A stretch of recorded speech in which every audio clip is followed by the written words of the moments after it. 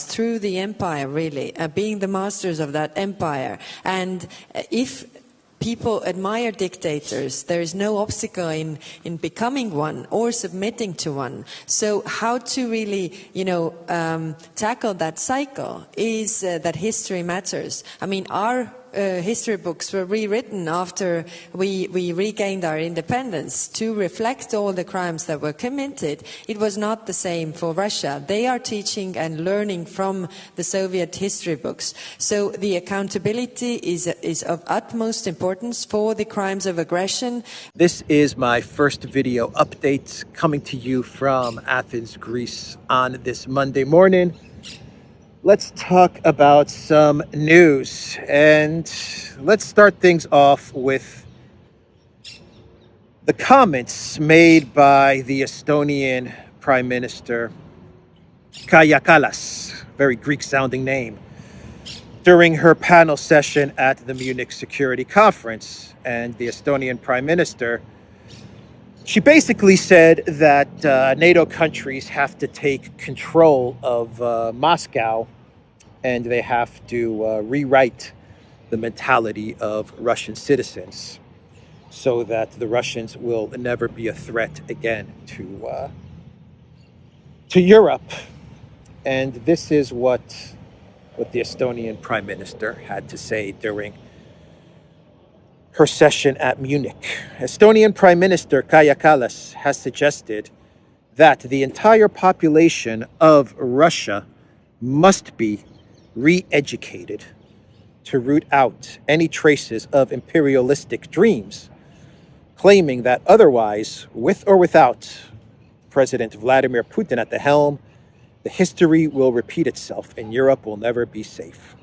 Expressing no doubt that with the help of NATO, Ukraine will eventually defeat Russia on the battlefield, Kallas claimed on Sunday it was high time to discuss the question of accountability for the conflict and how to deal with the Russians who admire dictators. Our history books were rewritten after we regained our independence to reflect all the crimes that were committed. It was not the same for Russia, Kallas said during the last day of the Munich Security Conference. The Russians are defining themselves through the empire, really. They are the masters of that empire. If people admire dictators, there is no obstacle to becoming one or submitting to one, she said, arguing that the only way to break the cycle is to rewrite history books. History matters. They are still teaching and learning from Soviet history books, she added. And I'm not talking about Putin, not Putin. It's the nation and what's in it. What are they celebrating, really? We have to cut that cycle. Drawing parallels with Nazi Germany, Kallas argued, only after the Nuremberg Tribunal, the German people got to know about the crimes that the Nazis committed, hence the change in mindset. Wow. Wow. Where to begin? Where to begin with this statement from Kallas, the Estonian Prime Minister? A lot of projection going on here. So she talks a lot about accountability because the collective West, they always have to hold to account the Russians and the Syrians and the Chinese and the Indians and the 80% of the world. They're accountable for their actions, but the collective West, nah, they're not accountable. No one's accountable for Syria and Libya and Serbia and Iraq and all of these crimes. No one is held to account in these crimes. But when it comes to holding others accountable, well, they love that word, accountability. And then she talks about Russia's imperialistic dreams. This is the Estonian Prime Minister, a country that is a part of NATO, a country that is a part of the EU, and a country that is aligned with the United States. But it's Russia that has imperialistic dreams, not the United States with its 3,000 military bases around the world. There's no empire there. No empire there at all. Not NATO, which has expanded eastwards, or the EU, which has also expanded. It's Russia that has the imperialistic dreams. Interesting view of the world from Kaja Kallas. We have to keep in mind that the Estonian Prime Minister is not exactly the sharpest knife in the drawer. She's probably a couple of IQ points above Trudeau or Annalena Baerbock, but that's not saying much. I'm sure much of what she's saying here in these statements is just kind of regurgitated things that she's heard other collective West leaders say as she floats around at various cocktail parties or gatherings that the NATO, EU, collective West elite have. So I'm sure she's just overhearing a lot of the stuff that Blinken and Nuland, Stoltenberg and Ursula are talking about, and she's just kind of repeating it. How do I know that? Well, because she just basically repeats what Anthony Blinken said yesterday, when Anthony Blinken, the U.S. Secretary of State, said that he has no doubt that Ukraine will win the war against Russia. And Kallas is just basically repeating that, expressing no doubt that with the help of NATO, Ukraine will eventually defeat Russia on the battlefield. That is what Kallas claimed in Munich. So she has no doubt that with the help of NATO, Ukraine will win. But NATO is not a party to the war. It's the help of NATO that will lead Ukraine to victory. But always remember, NATO is not a party to this conflict, right? Right. So the big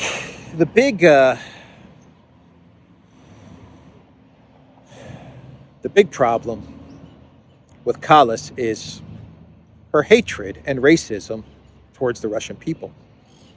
That is the big problem. Because when you say stuff like, I'm not talking about Putin, it's the nation and what's in it. What are they celebrating really? We have to cut that cycle. That's when you start to realize that this is beyond Ukraine. This is beyond some sort of conflict between two countries. And what this is really about is destroying Russia. Not even the physical nation of Russia, not even like the Russian Federation, the borders of Russia, though that's part of the plan, is the Balkanization of Russia. They're telling us this now openly. Every day they're now talking about how they're going to Balkanize Russia. That's part of it, but the real problem here is that our collective West leadership, they want to destroy Russians, like the Russian people, the citizens, the culture, the history, the spirit, the soul, because for Kallas, the problem is what's in it. It's what's inside the Russian people. That's what she says. It's what's inside the Russians that has to be rewritten, has to be broken. The Russian spirit has to be broken. It's only when you break that Russian spirit, by breaking apart the country, breaking the language, breaking the history, breaking the culture, that's when Europe can live in peace, according to Kallas. Incredible statements from the Estonian Prime Minister, who I believe speaks Russian. I believe she actually speaks Russian, which is surprising because usually when you learn a language, it usually brings you closer to that culture and that people. It usually unites. It doesn't create hatred. It should unite you to the culture and that people. But in this instance, I think we're dealing with some very deep psychological trauma that Kallas probably has. I can't say from what or when, but obviously this is very emotional for her. Her hatred for the Russian people is very, very deep and emotional. And then she talks about tribunals as well. She brings up Nuremberg because this is their wet dream. The collective West is absolutely fixated on some sort of televised tribunal where they bring out Putin and Zakharova and Lavrov and Shoigu, and they parade them to the world and hold them accountable, sending a message to any other dictator or despot, whether it's Xi Jinping or Modi or Assad or anybody else. Don't you dare break away from the collective West orthodoxy, or else this is your fate. They're really fixated on tribunals. As the conflict progresses, as we get to the 1-year mark and the conflict progresses, the collective West leadership, they are openly talking about their 4 goals for Russia. And they're openly talking about it. Nuland talked about it in her interview with the Carnegie think tank. Blinken mentioned it the other day. Stoltenberg talks about it. Kaja Kallas is talking about it. Ursula von der Crazy, she talks about it all the time now. And I mean, they're openly talking about it. Their four goals after they defeat Russia, because they're very confident that Ukraine, with NATO's help, is going to defeat Russia. But NATO is not a party to the war. We always got to say that. NATO is not a party to the war. But NATO's help is going to help Ukraine defeat Russia. And once that's done, their 4 goals are Balkanization of Russia, to break it up, balkanize it. Tribunals. They have to get the tribunals. The reparations, the money. You got to get the money from the Russian state, the 800 or 900 billion, and you got to rewrite now Russian history and culture and language and all of these things.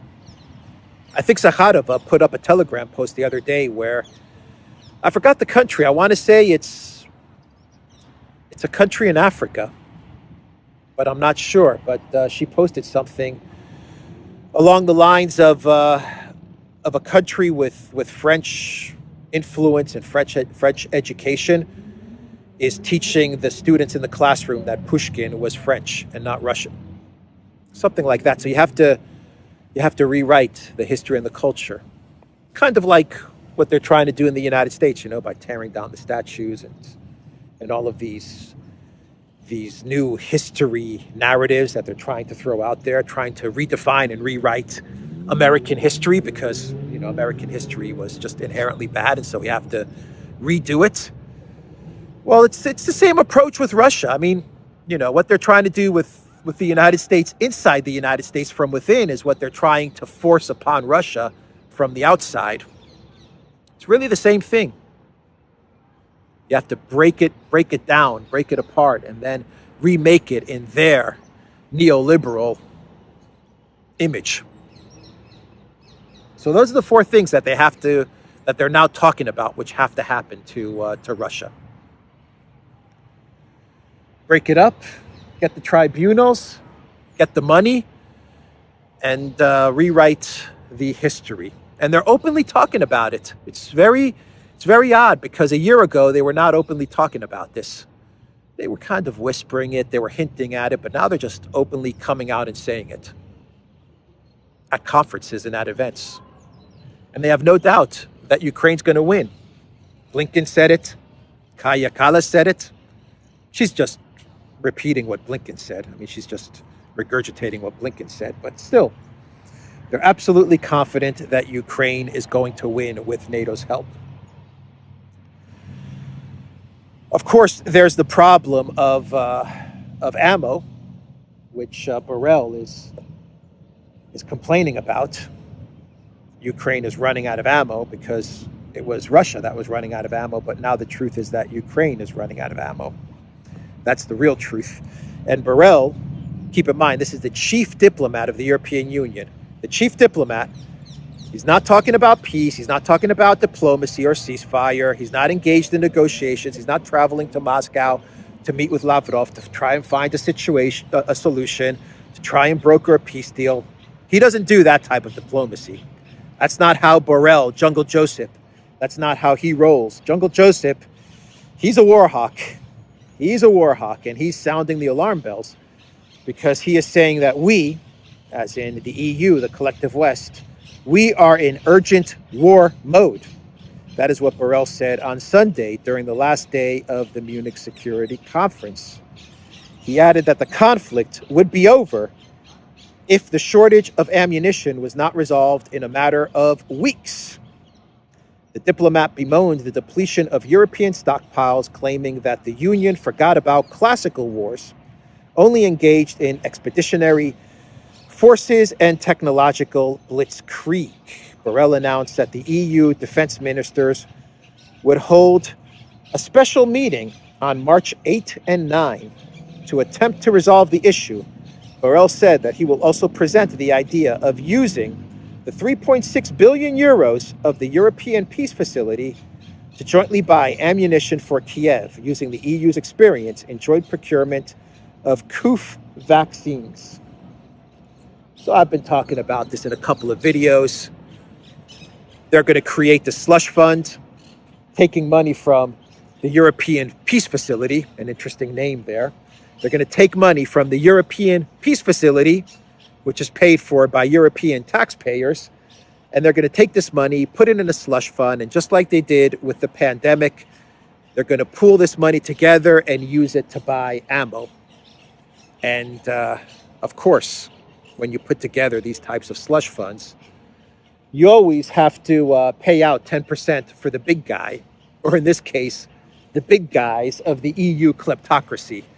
These are great mechanisms to skim off the top, pooling all the money together in a slush fund and then buying the ammunition, and everyone is going to get their cut as well. But they do love these mechanisms because it's a good way to line their pockets. But they're going to pool this money from the EU Peace Facility, and they're going to buy ammo because, according to Jungle Joseph, if they don't get ammo for Ukraine, well, then the war could be over in a couple of weeks, and they can't have that. They have to keep the war going.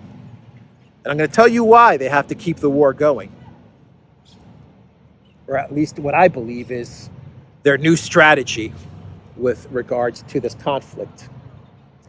But this is a chief diplomat, not talking about peace or a ceasefire, preventing the senseless death of tens of thousands of people, Ukraine military, kids as young as 17, young girls now that are on the way to the front lines. He's not concerned about that. He's concerned about getting ammo so that this war drags on a little bit longer. Forget tanks. Tanks, they're only getting 80 tanks to Ukraine by April. Their goal was 350. They've only got 80. Forget about fighter jets.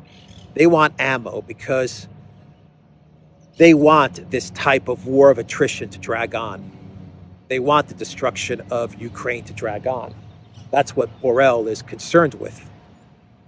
And the reason they want this ammo to drag on, this attrition war to drag on by providing ammo to the Ukraine military, is because I believe their strategy now is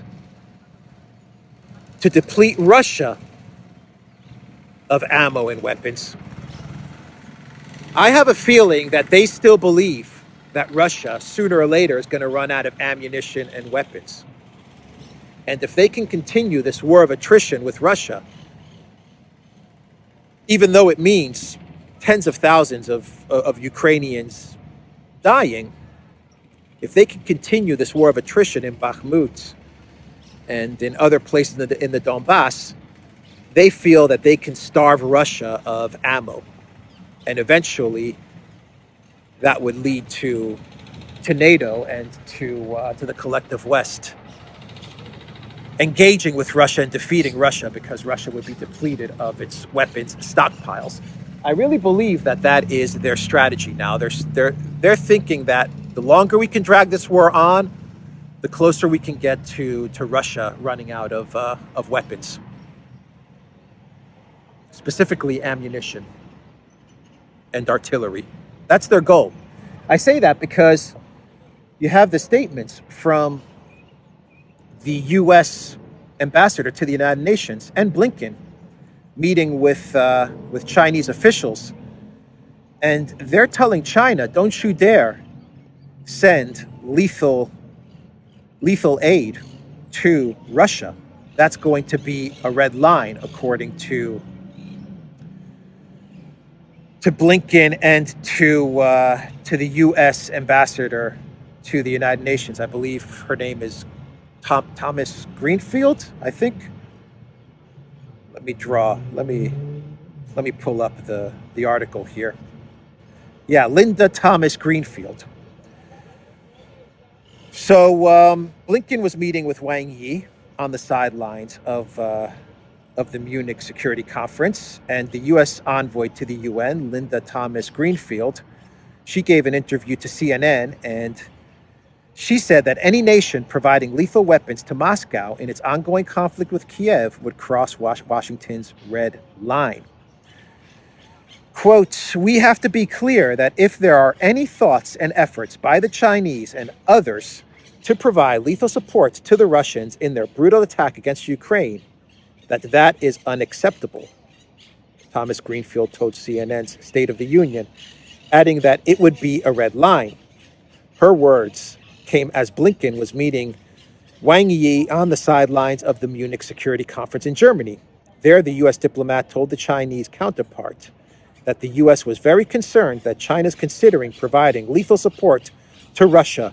Blinken told NBC's Chuck Todd in the wake of the meeting, I made it clear that would have serious consequences in our relationship," the state secretary added. He also claimed that the U.S. was aware of Beijing providing Moscow with non-lethal assistance over these past months, adding that this aid allegedly goes directly to aiding and abetting Russia's war efforts. Blinken also said that Washington got some information that indicates China was strongly considering providing lethal assistance to Russia too. He did not provide any details on the nature of the information the U.S. had obtained or the exact type of aid for Russia that China was supposedly considering. Instead, he said that some more details would be revealed in the future. The state secretary also said that Beijing had not crossed that line yet. So the collective West, all these leaders, they operate through projection. Everything is about projection. You know, Kaya Kallas saying that Russia has imperialistic dreams. That's her projection, because she's part of organizations and alliances that are imperialistic and have imperialistic dreams, but she projects that onto Russia. She probably doesn't even know it. She probably doesn't even recognize it, because Kaya Kallas definitely needs to enter therapy. There's no doubt about that. But she doesn't even realize her own projection. But all of these collective West leaders, they work on projection. That's how their brain is wired. And so I have a strong feeling, a strong hunch that because they're running low on ammo, because they don't have weapons to give to Ukraine, or they don't have the right weapons to give to Ukraine, or their weapons are breaking down, like Ben Wallace said in an interview, I believe with Der Spiegel, that all of the tanks that they're looking to provide are all broken and busted, and they need to be fixed up before they can even send them to Ukraine. That's what Defense Minister of the UK, Ben Wallace, said in an interview with Der Spiegel. Anyway, because they're having all these problems and issues and they're running out of ammo, I think they're just projecting that onto Russia. And so their strategy now is to go to China and eventually to go to India and any other countries. Iran, I imagine they're going to start targeting any other countries. Go to those countries and threaten those countries with these types of ultimatums. You know, if you provide ammo and weapons to Russia, well, then we're going to, I don't know. They don't even say what they're going to do to China. Whatever they're going to do, they're going to do. But this is projection, because they feel that Russia is, because they're running out of ammo, then Russia has to be running out of ammo. And if that's the case, then their strategy is to figure out ways, to figure out pressure points where they can starve Russia from getting more ammo, while they actively work to provide the ammo for Ukraine. That's going to be the difference. That's what they feel will make the difference in this conflict. We're going to figure out ways to get ammo to the Zelensky regime, while at the same time, we're going to starve Russia of ammo and weapons and artillery. That's what's going to win us this war in the long run. And once Russia is weakened, they run out of ammo. They don't have any more ammunition because they're not able to get it from China or Iran or whatever. Then that's when we can make our move to not only defeat Russia in Ukraine, but make our move on Crimea and eventually make our move inside of Russia, whether that's a color revolution or whatever other regime change operation they have in mind, or even a direct intervention into Russia. Who the hell knows? Who the hell knows what's going through their heads? But that's the strategy that they now have in place. They're projecting their low ammo onto Russia, and they're probably under the belief, maybe it's correct, most likely it's not, but maybe it's correct. They're under the belief that Russia is running out of ammo, and they're going to try to get help from China and from Iran, and the collective West is now working to try and prevent that, while at the same time trying to get the ammo to Ukraine so Ukraine can defeat Russia in this war. Borrell hints at it. In his panic, in his statement, he hints at it, that the EU, that the collective West, has to change their war tactics. The collective West is in urgent war mode. They have to change the mode of how they think about war. This is not about technology and blitzkrieg. That's what Borrell said. This is a classical war. They finally realized that this is a war of the likes we haven't seen, maybe since not even World War I, because now you have all the technology and the drones and everything else. But this is a war of attrition. This is ammo and artillery and stuff like that. And so, Borrell is saying what Europe has to do now is beef up Ukraine so they can fight this war, while at the same time, because we feel Russia's running low on ammo and weapons, we have to starve Russia. That's their strategy. That's what I think their strategy is. That's why they're warning China.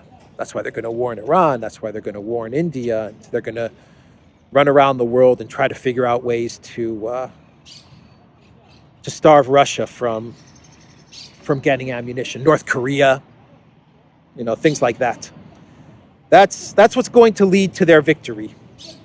That's what's going to lead to the no doubt NATO victory on the battlefield that Kaja Kallas is talking about and that Blinken also mentioned yesterday. So let's do one more story, and then we'll do a clown world.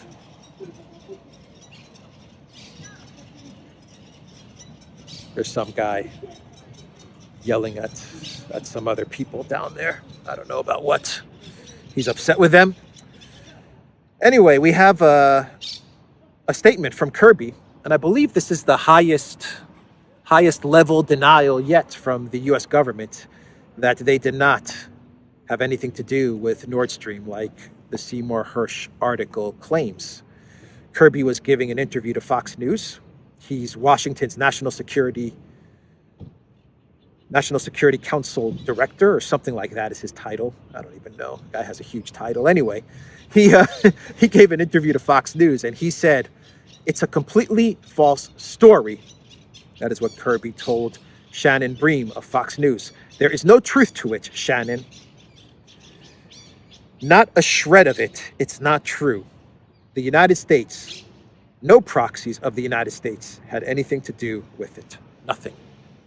So that was Kirby's response to Shannon Bream, who actually asked him the question about Nord Stream. Now, I imagine that Kirby was briefed ahead of time with this question from Shannon Bream. If it was Tucker Carlson, I would say that it was, not that Kirby would go on Tucker Carlson, but if Tucker Carlson threw that question at Kirby, then I would say that it's genuine. Like Tucker Carlson is really trying to get to the bottom of what happened at Nord Stream. But the fact that it was another Fox host, Shannon Bream, I imagine that this was all coordinated and planned. And Shannon Bream asked Kirby about Nord Stream, and Kirby gave his denial on Nord Stream. Kirby never lies, right? Never.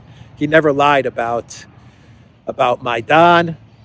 He never lied about Syria and moderate rebels. Never lied about Libya. I think he was he was in the Obama administration during Libya. He never lies. He never ever lies. Never once. But anyway, that's a pretty high level official now denying the Nord Stream claims from Seymour Hersh.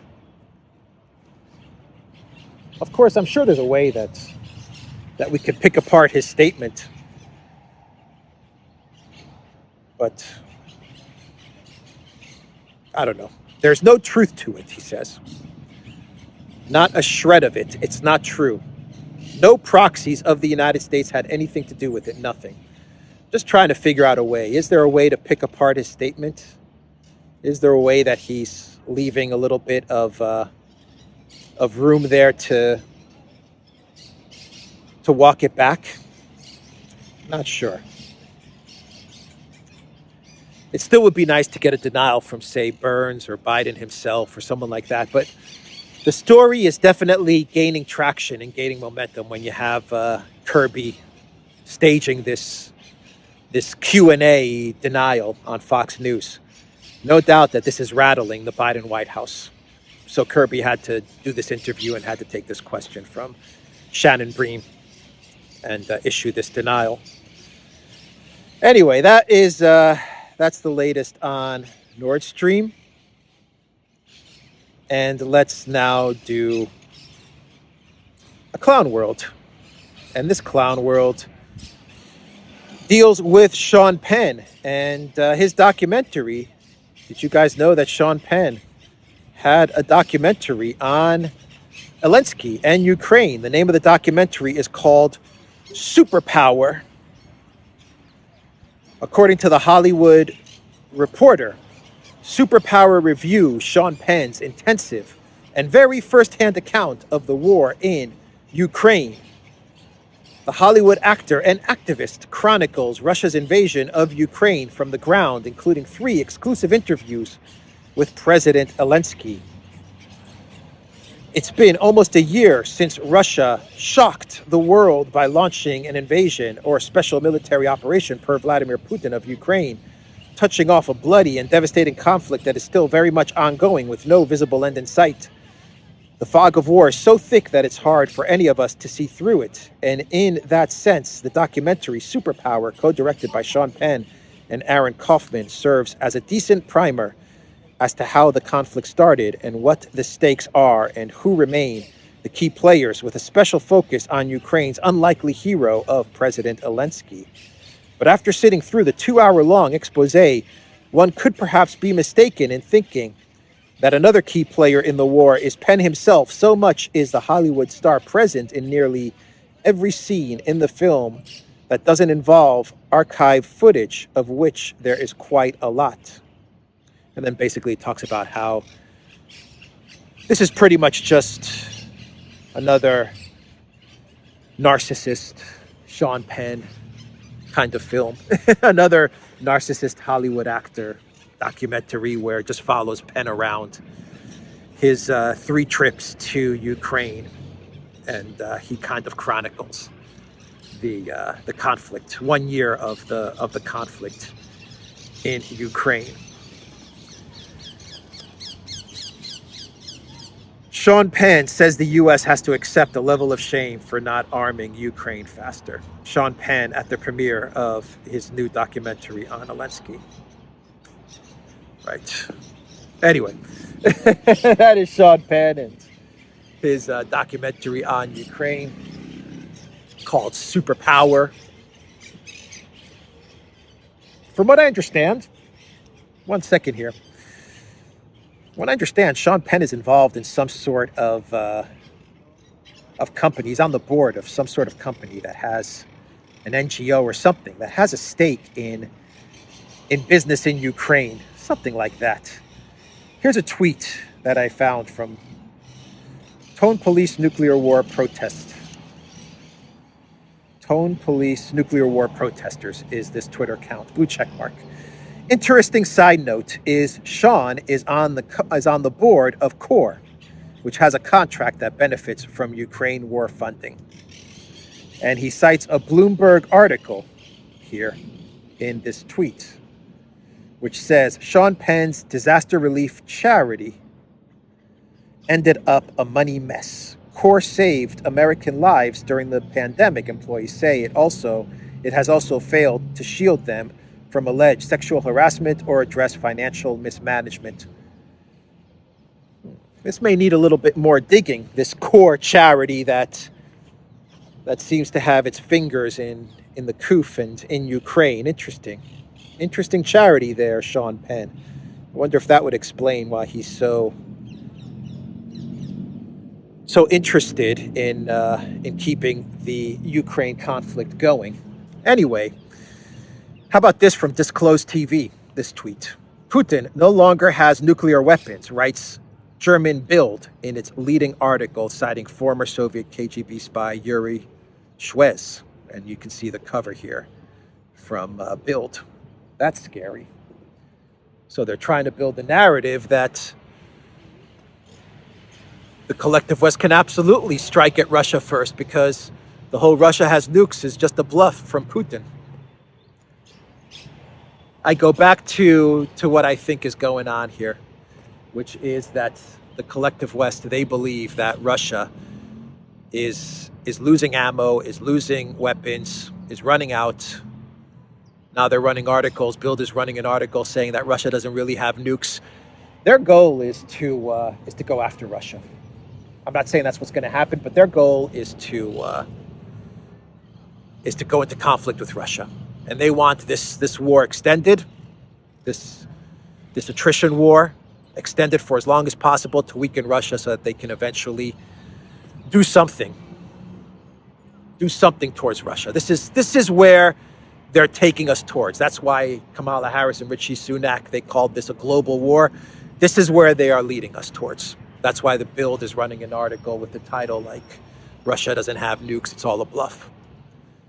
They want all of us to believe that Russia is weak, it's running out of weapons, Putin's bluffing, and Ukraine is going to win.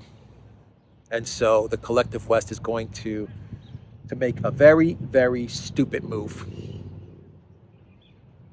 I'm not saying that's what's going to happen. This is what I believe is going through the heads of Newland and Blinken and Sullivan and the empty head of Biden and really empty heads of Baerbock and Kallas and all these people. Anyway, all right. I will leave the video there, everybody. theduran.locals.com. We are also on Rockfin. Go to the Duran shop. This is my Texas Duran sweatshirt that I'm wearing today. Big up to everyone in Texas. I've been to Texas a couple of times. Absolutely loved it. The great state of Texas. Very, very cool people. Very nice people. Very tough people as well in Texas. Anyway, that is the video. Take care. Duran shop, 10% off. Take care.